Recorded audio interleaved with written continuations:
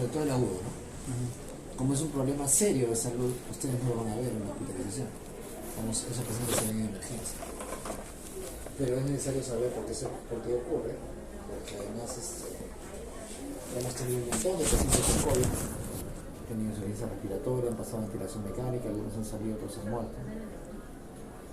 Así que es importante porque es un problema que se presenta con frecuencia, con una serie de patologías respiratorias y no respiratorias, como vamos a ver, y que debemos conocer para poder en el futuro tener claro cuál es el esquema de manejo de ambos. En eso no vamos a ver, saben ustedes que yo no, con ustedes no hablo de manejo porque ese no es el objetivo del curso. Acá lo importante es ver el objetivo del curso, que es semiología, ¿no? Y fisiopatología.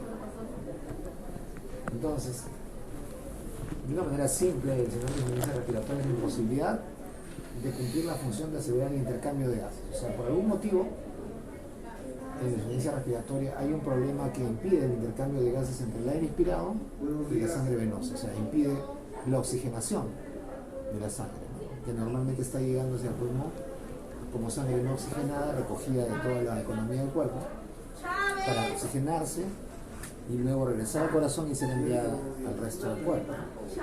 Entonces, en la insuficiencia respiratoria hay un impedimento para esta función de intercambio gaseoso. Eso se llama hematosis, ¿no? El intercambio gaseoso. El diagnóstico es gasométrico, ¿no? Así que aquí no, por eso repito, esto solamente cuando tengan un AGA, ¿no? O sea, ustedes pueden suponer que tiene paciente de insuficiencia, lo que pueden decir es que tiene distrés respiratoria, y concluirán que tiene insuficiencia respiratoria cuando tengan el AGA. O sea, al ojo solamente pueden ver distrés respiratoria, ¿no? Polipnia, taquipnia, tiraje subcostal, aumento del uso de la musculatura accesoria, dificultad, disnea, cianosis en algunos casos. Eso es distrés respiratorio, pero para que digan es insuficiencia respiratoria, deben tener los gases. La sospecha clínica obviamente se basa en la disnea, ¿no? Pacientes que tiene algún problema que refiere dificultad para respirar. Pero repito, cuando ustedes miran a un paciente con distrés respiratorio, dificultad respiratoria, ustedes solamente pueden concluir que tiene insuficiencia respiratoria o respiratory failure en inglés si tienen los gases. Sí, antes no. Bueno, acá tenemos que rebasar varias cosas, varios aspectos y varios temas de fisiología respiratoria, ¿no? Porque son necesarios para poder entender por qué ocurren estos problemas. Y entonces, lo que debemos decir es que la resistencia para el trabajo respiratorio normalmente son varias, ¿no? Primero la de la vía aérea, o sea, imagínense los bronquios, bronquiolos y bronquios de primera, segunda, tercera, cuarta, quinta, séptima y más. La resistencia a la vía aérea. La de los tejidos elásticos del tórax, ¿no? El pulmón, la pleura, que son elásticos, que se distienden. Y la de la estructura no elástica del tórax, básicamente las costillas, la columna, toda la parte ósea, ¿no? Entonces todo eso es o son obstáculos para la entrada del aire. Ustedes saben que hay mecanismos que ocurren en el cuerpo de manera fisiológica para que finalmente se venzan estos obstáculos e ingrese el aire del exterior hacia la vía respiratoria. Ese mecanismo básicamente tiene que ver con la contracción activa del músculo respiratorio principal, que es el diafragma. Entonces el diafragma activamente se contrae de lo que es una cúpula así, se aplana y con eso crea una presión negativa. Y esa presión negativa hace que el aire ingrese, que puede hacer. Entonces cuando ingresa el aire, luego por relajación del diafragma, por un movimiento pasivo, se expira el aire. ¿Okay? Entonces ese es el movimiento respiratorio normal. En ese proceso de contracción del diafragma e ingreso del aire, todo lo que hemos dicho es la resistencia para la entrada de las vías aéreas. Perdón, para la resistencia para la entrada del aire, ¿no? Las vías aéreas y todos los tejidos que han tenido que extenderse. Y el tórax, si bien es cierto, me refiero al tórax óseo, ¿no? O sea, los huesos, las costillas, el esternón y la columna, si bien es cierto, no se distienden, pero tienen un grado de elasticidad, ¿no? Que está dado por los cartílagos, ¿no? Que finalmente produce que el tórax se expanda, ¿no? O sea, si fuera rígido total, no podríamos, ¿no? Se expande de todas maneras, ¿no? Ok, el aumento del trabajo respiratorio provoca disnea y altera el patrón ventilatorio, que puede ser obstructivo o restrictivo dependiendo de la causa subyacente. ¿No? Ya hemos visto y hemos dicho, estos patrones anormales se ven solo por ¿los del examen? Por espirometría. Ustedes van a diagnosticar insuficiencia respiratoria con gasometría y van a ver patrón obstructivo restrictivo con espirometría. O sea, necesitamos para ese diagnóstico definitivo la espirometría. Obviamente vamos a suponer, pues, ¿no? O sea, vamos a tener una sospecha diagnóstica, que si un paciente, por ejemplo, viene con EPOC, viene con dificultad respiratoria, yo supongo que el patrón espirométrico que le voy a encontrar, ¿cuál es? El paciente con EPOC. Que va a estar el volumen... No, el patrón espirométrico, ¿cuál va a ser? ¿Cuál de estos? ya, va a ser como obstructivo. Ya, ese es un paciente con asma. Restrictivo. No, también obstructivo. Les he dicho el... ¿Loco qué? ¿Lococonstricción? Pues claro, obstructivo. Sí, por favor. Les he dicho que el asma y el EPOC comparten el mismo patrón espirométrico. Restrictivo, por ejemplo, podría ser un derrame pleural que restringe, restrictivo porque restringe, ¿no? Que restringe el movimiento del pulmón. Restrictivo, por ejemplo, puede ser una enfermedad pulmonar intersticial difusa que restringe el movimiento del pulmón. Una tuberculosis sería obstructivo, ¿no, doctor? No, tuberculosis si afecta al parénquima sería restrictivo. Obstructivo es todo aquello que obstruye, así de simple. Restrictivo es todo aquello que restringe. La atelectasia sería entonces restrictivo también, porque restrictivo. Si es que la atelectasia es tan grande o son tantas atelectasias que finalmente impactan en el volumen pulmonar, ¿no? En los volúmenes. No, tiene un shock obstructivo, pero ¿qué es lo que produce? Restricción del volumen. En realidad no hay problema ahí en cuanto a los patrones. Eso el tromboembolismo no va a producir un patrón espirométrico característico, porque lo que se altera no es la ventilación, sino la relación de ventilación-perfusión, que son dos cosas distintas, ¿no? Estos patrones son patrones ventilatorios. ¿Okay? Obstructivo porque hay algo que obstruye, restrictivo porque hay algo que no deja que uno se expanda. Son patrones ventilatorios. ¿Okay? Y ventilación estamos hablando de la mecánica pulmonar. Cuando hay una embolia pulmonar, no está referida a la mecánica pulmonar, sino está referida a la ventilación-perfusión, a la relación ventilación-perfusión-vehículo, ¿no? Vamos a ver eso en un rato. ¿Aquí hay alguna pregunta?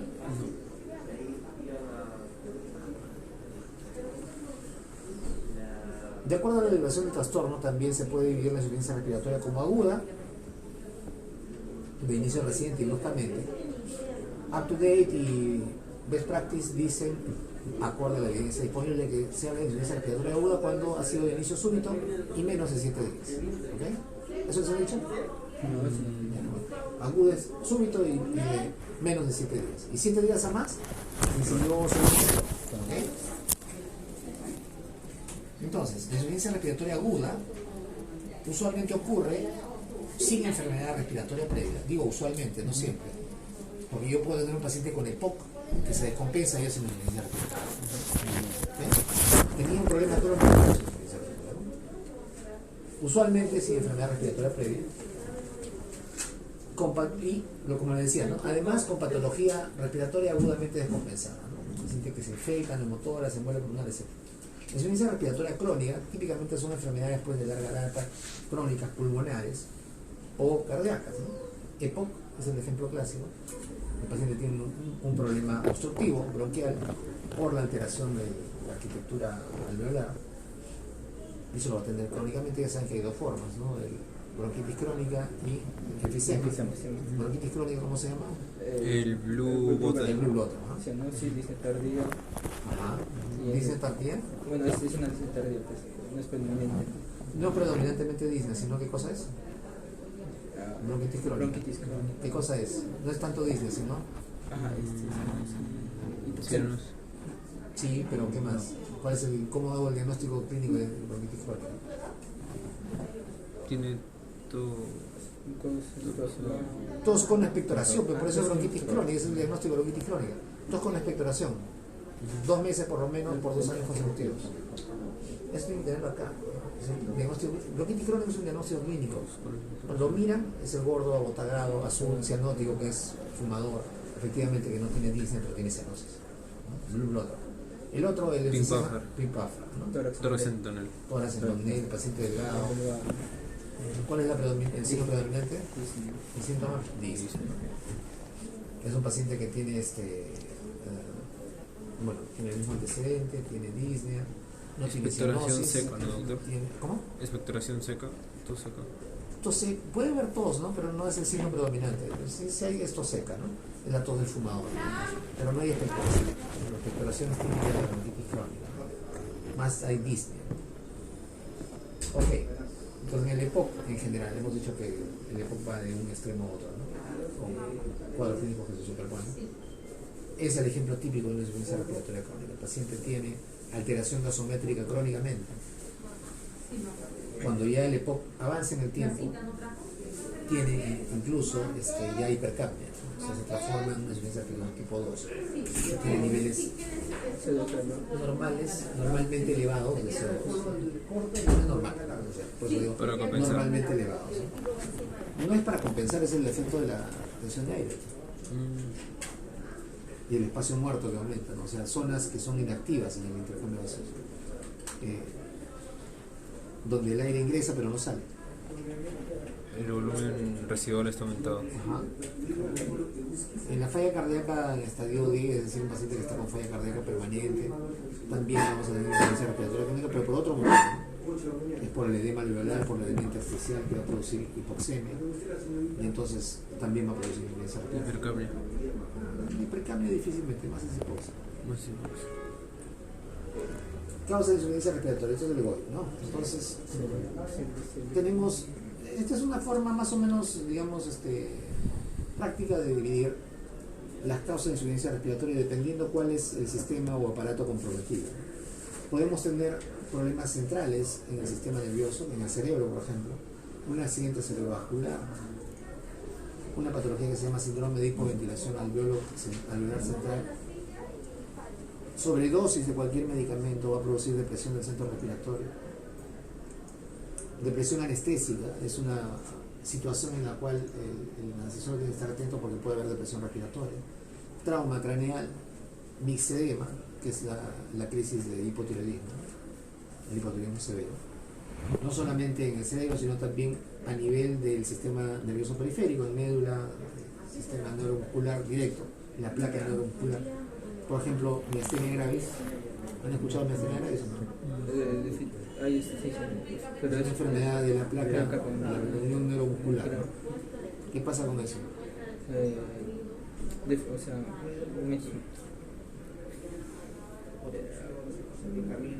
sin voluntario. ¿Cuál es la fisiopatología de la miastenia gravis? Te han hecho un curso de fisiopatología. Me han dicho que el doctor Díaz es un profesor. Sí. ¿Qué pasa en la miastenia gravis? El libro del doctor Díaz.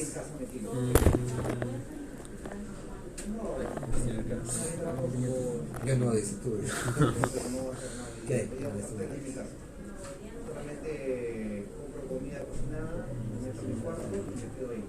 Bueno, clínicamente, ¿cómo se ve? Creo que era por movimiento de la mano. ¿Qué?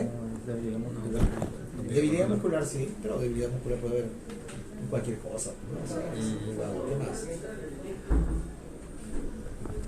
Yo estoy cansado y tengo debilidad muscular.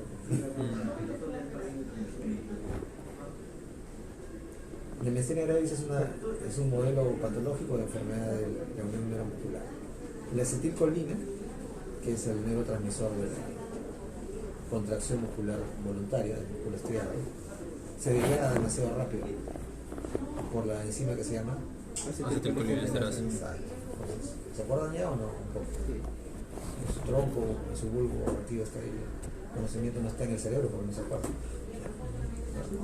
Hay una degradación aumentada de la acetilcolina por la acetilcolinesterasa. Entonces lo que damos como tratamiento es un inhibidor de la acetilcolinesterasa.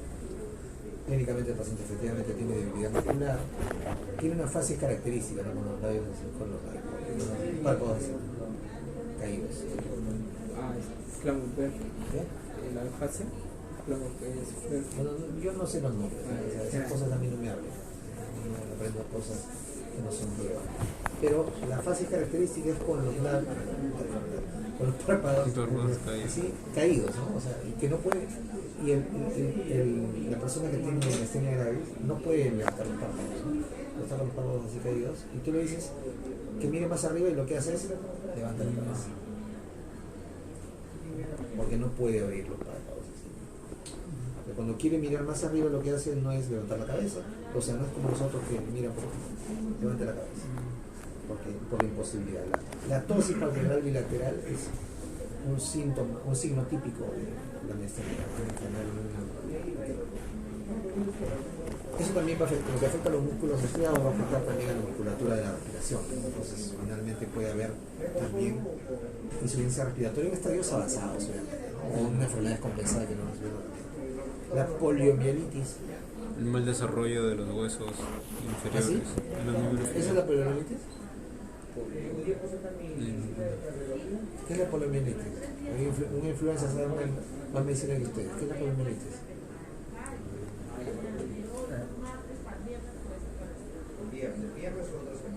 Es la demonización del... ¿La qué?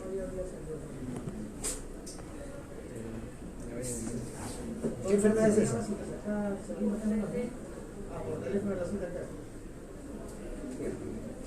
Polio, la polio. ¿Cuál es la poliomielitis?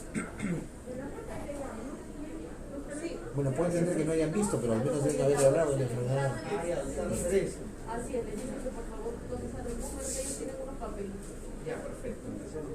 La poliomielitis es una enfermedad viral, causada por el virus de la poliovirus.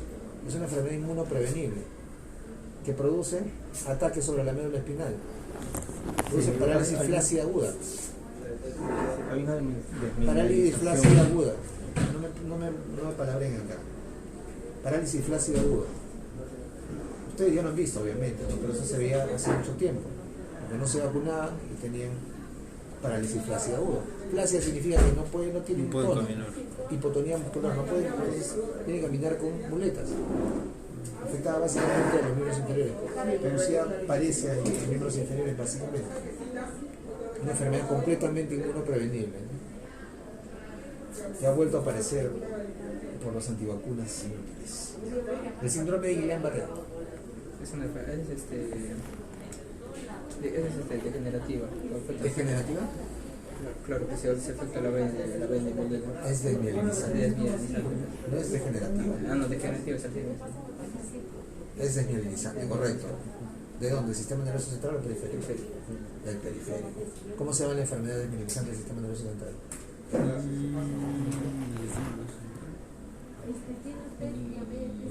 No se llama meningo, no meninges.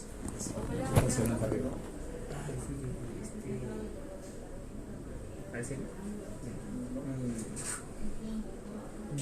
Yo puedo entender que una persona común y corriente no sepa la patogenia de una enfermedad, pero ustedes ya han estudiado fisiopatología. ¿Cuál es la enfermedad desmielinizante del sistema nervioso central?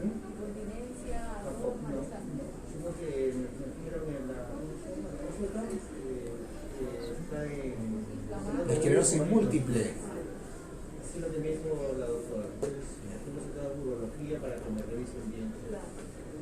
Después cuando me pregunte doctor Díaz por ustedes, no sé qué le voy a decir. Estamos empezando, estamos ya en el segundo segmento. ¿Cuántos meses son? 7, ¿no? En el tercero, que es el próximo, deben estar mejor, porque si no, ya sabemos qué nota les pongo ahora, la misma que les he puesto en el primer segmento. ¿Está tomando algún medicamento o tratamiento para...? Yo soy buena gente, soy chévere, pero también quiero que ustedes estudien. Y estas cosas no son de cursos, sino son de cursos anteriores que tienen que haber llevado. Ya, la enfermedad, o el síndrome de Guillain-Barré, el síndrome porque puede ser causado por un montón de estímulos. Usualmente se desencadena por un vector infeccioso, que regularmente es un vector viral, que desencadena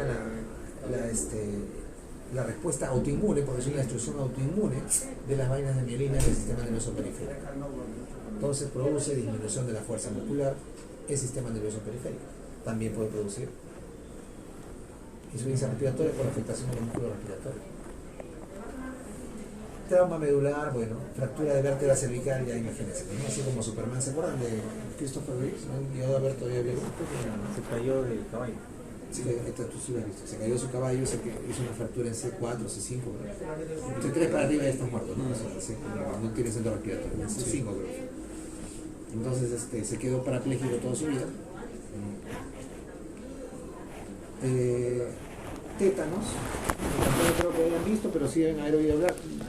¿Qué es el Contacto tétanos? con metal oxidado. Sí, pero que el metal es el que tiene No. el mal.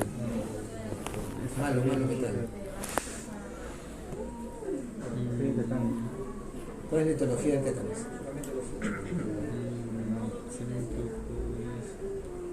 El metal. Tiene vida el metal. Sí, pues sufre. ¿Cómo se llama la gente causando la enfermedad de tétanos? Clostridium tetani. Clostridium tetani. ¿Qué cosa es? No, es un virus. Es una Bacteria. bacteria. Bacteria. Por Clostridium. ¿Cuál es el otro Clostridium? Que es más difícil. Clostridium. Vivas. Sí, me encanta híbridos. Clostridium vivas. Clostridium. Difícil, por eso te diciendo que es difícil. Clostridium difícil. Ya.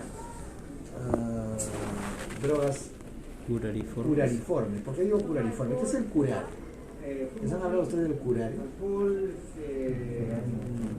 curar es un veneno que utilizan los indígenas en la selva, que produce bloqueo neuromuscular. Por eso son drogas curariformes, que producen bloqueo neuromuscular. Antibióticos bloqueadores neuromusculares, insecticidas órganos fosforados, hipocalcemia, hipomagnesemia o hipofosfatemia, ¿no? Pueden producir también insuficiencia respiratoria por afectación básicamente del médula muscular. Problemas en la pared torácica, obviamente cualquier fractura, cualquier cosa que altere la arquitectura normal de la pared torácica, con tórax volante, que dicen tórax paradojal, ¿no? Tórax asimétrico, distrofia muscular, no sé quién le gusta la distrofia muscular, que son enfermedades congénitas, ¿no? Esos pacientes ya tienen diagnóstico desde que nacen. Sí fue escoliosis porque va a afectar la arquitectura normal del tórax y por lo tanto puede producir un impedimento para la Respiración. de tipo mecánico, ¿no? Y lo que tiene Pedro Suárez, que Es una enfermedad de neurona motora, es parecida a la esclerosis lateral amiotrófica, estaría por acá, ¿no? ¿Qué es la esclerosis lateral amiotrófica? La enfermedad de Lou Gehrig, la enfermedad que tenía Stephen Hawking. ¿Saben quién fue Stephen Hawking? Un físico astrónomo. ¿Ah? Un físico astrónomo. Es un personaje de los Simpsons. Un físico teórico. ¿Cuál es su mayor aporte a la física? La área de Lego. No, No, era de la forma de los agujeros negros. no. Ese fue Penrose. Entonces sería. La radiación de Hawking, es la radiación que emiten los agujeros negros. Por eso tiene su nombre. Penrose y Hawking han revolucionado la física como la conocemos actualmente. Si ustedes quieren ver una película que tiene mucho de base científica, tienen que mirar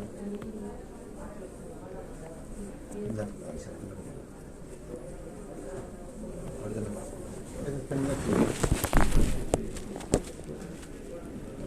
Ahorita me voy a ver. No me puedo quedar nunca. Estoy con Alzheimer. Lo hemos contagiado. No, pues ustedes no es Alzheimer, ustedes son otra cosa.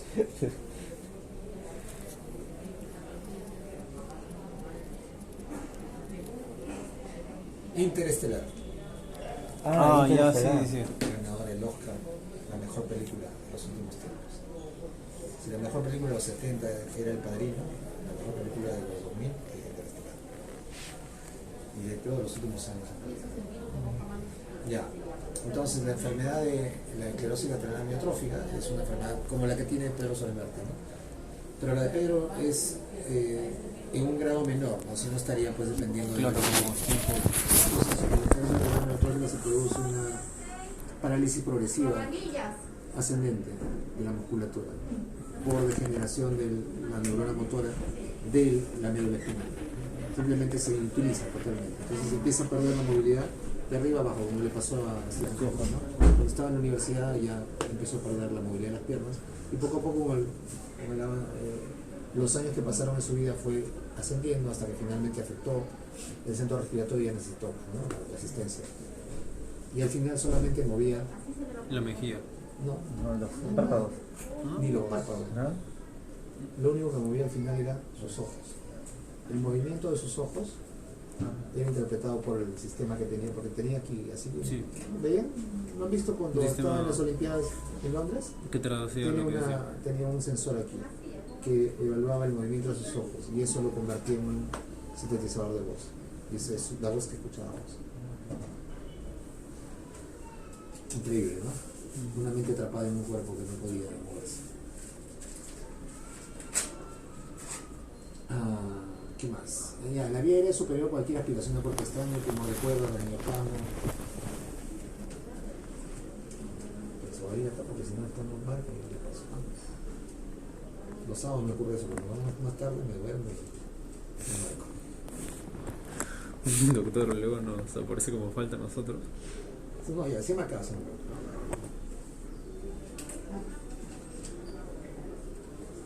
Me he marcado pero tarde, pero...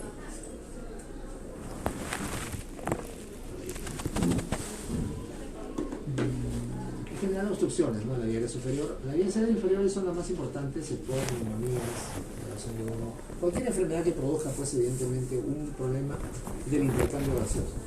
Acá aplican todas, ¿no? Las crónicas, las agudas, las infecciosas, las no infecciosas, las ambientales como inhalación, ¿no? Y desde el punto de vista cardiovascular, la falla cardíaca. La falla cardíaca. Ponen dos términos no están de acuerdo con el nomenclatura. La falla cardíaca.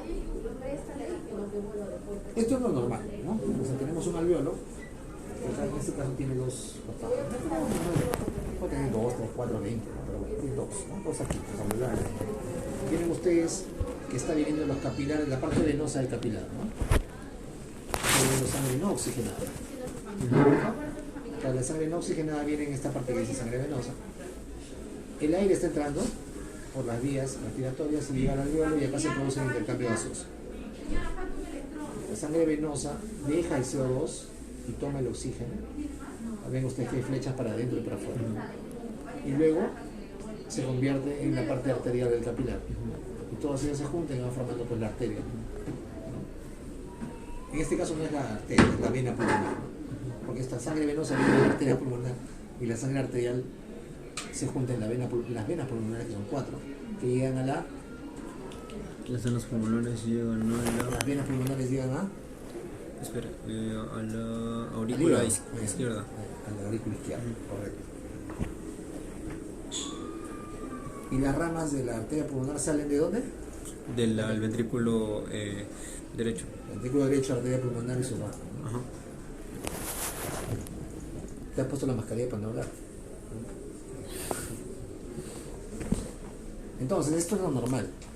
¿Ok? La relación ventilación-perfusión normal es 4 a 5, o sea, como 4 de ventilación y como 5 de perfusión. O sea, realmente, normalmente, hay un poco más de perfusión. De sangre que... Claro, así es. de la Hay un que poco- debería estar exacto. ventilada. Eso significa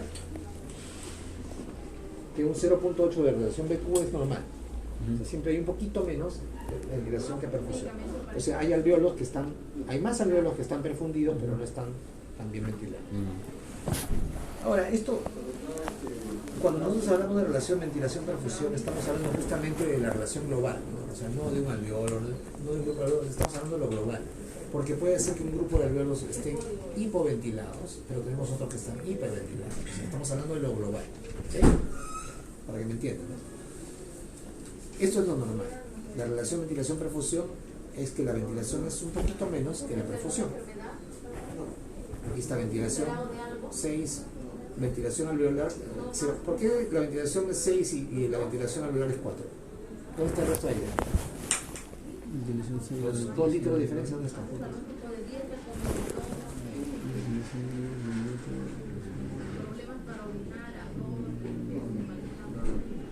está la sangre? Ventilación 6 litros por minuto, dice. Ok. Se Pero refiere cuando a- llegan a los alveolos llegan Ajá. 4. ¿Por qué? Todo lo que está en el espacio muerto. Todo lo que esté en el espacio muerto, no tiene vías aéreas. Bueno, no está vacío, pues no es vacío, está lleno de aire, ¿no?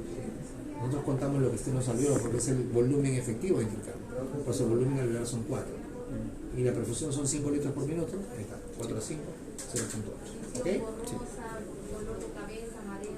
Esta es la composición en promedio normal de la sangre venosa y arterial. Una presión de oxígeno en la sangre arterial es alrededor de 100.